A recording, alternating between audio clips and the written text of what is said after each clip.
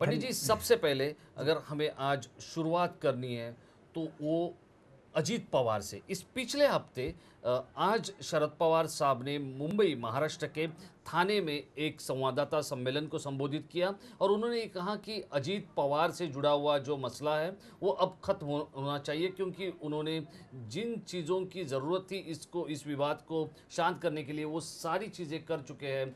तो अब ये विवाद जो है, अब ये विषय जो है यहीं पर ख़त्म होना चाहिए। मैं आपसे ये पूछना चाहता हूँ, अजीत पवार के बारे में आपने ये कहा था कि उनकी ज़ुबान जो है वो फिसल जाएगी आने वाले कुछ दिनों में, या 15 दिन के पहले कहा था, और ये जो भविष्यवाणी है वो 15 दिन में ही जस की तस सच होते हुए नजर आई। मैं ये आपसे पूछना चाहता हूँ कि क्या हुआ था अजीत पवार को, जिन्होंने पिछले हफ्ते ये जो उनकी ज़बान फिसल गई, क्या ग्रह गोचर था, क्या स्थिति थी उनकी कुंडली की, और ऐसा क्यों हुआ? देखिए, बहुत बार हम अजीत दादा पवार की कुंडली का विवरण और विश्लेषण अपने चैनल के माध्यम से कर चुके हैं। मगर अगर हम उस दिन की बात करें जब आपने ये प्रश्न पूछा, बहुत ही सटीक बात है कि इस प्रश्न में क्या इस दिन में और इस दिन की ग्रह दशा में क्या पड़ा हुआ था जिसने अजीत दादा पवार से के मुंह से इतनी बड़ी बात कहला दी। जी। ऐसा ही बिल्कुल बिल्कुल भी उसी तरह जैसे एक जमाने में महाभारत के समय द्रौपदी ने धृतराष्ट्र को के बच्चों के बारे में कहा था, दुर्योधन को कहा था कि अंधे का बच्चा अंधा।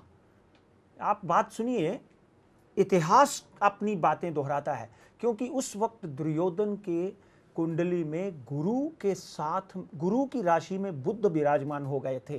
गुरु और बुध सबसे बड़े शत्रु माने जाते हैं। और यहाँ पर अगर अजीत दादा पवार की बात करें तो अजीत दादा पवार की कुंडली का विवरण करें, उस कुंडली में आज की और पिछले 4 या 5 दिनों की, एक हफ्ते की ग्रह दशा जो है वो प्लेस्ड करें तो गोचर में उस दिन गुरु में बुध विराजमान हो गए थे। तो जब भी गुरु में बुध विराजमान होते हैं तो बुध नीच हो जाता है, आदमी ना कहने वाली बात भी कह देता है।